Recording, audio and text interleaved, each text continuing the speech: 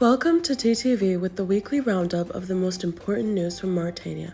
I'm Najah Taha. The National Gendarmerie has announced significant security results as part of an extensive campaign targeting migrant smuggling and human trafficking networks. Over the past few days, several criminal networks operating in the capital, Nouakchott, were dismantled.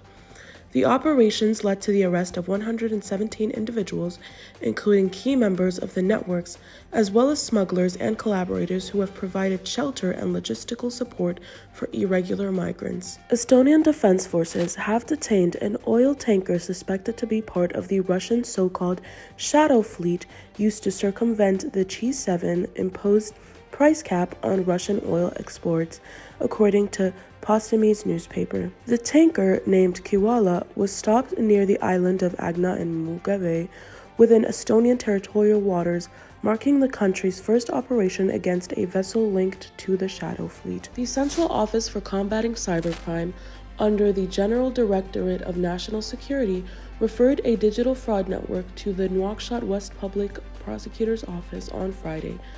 The group is accused of hacking into bank accounts of nearly 40 victims and stealing tens of millions of rupiahs.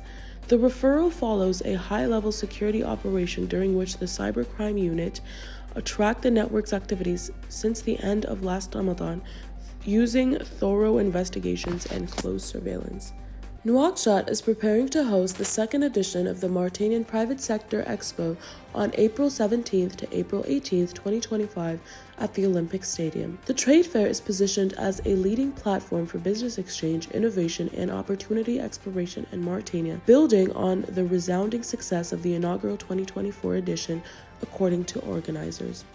The Ministry of Economic Affairs announced on Friday the results of an investigation committee tasked with reviewing social media posts by a foreign investor concerning Neofat Consulting.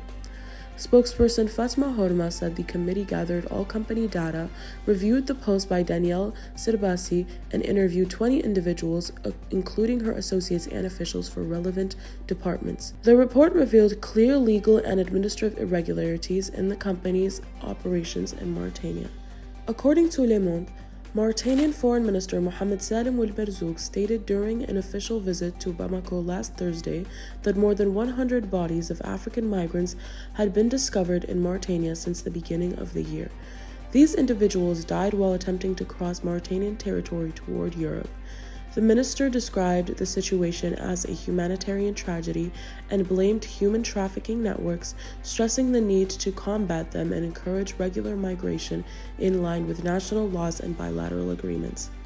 The European Union delegation in Mauritania has announced the launch of a development project aimed at enhancing high-potential food value chains by supporting small producers and agri-SMEs, with a focus on empowering women and youth. According to the EU delegation, the project aims to develop a sustainable farm-to-able ecosystem, ensuring access to healthy, diverse, and affordable food products in urban centers. End of the news roundup. Follow our digital platforms or visit our website www.taqadumi.mr.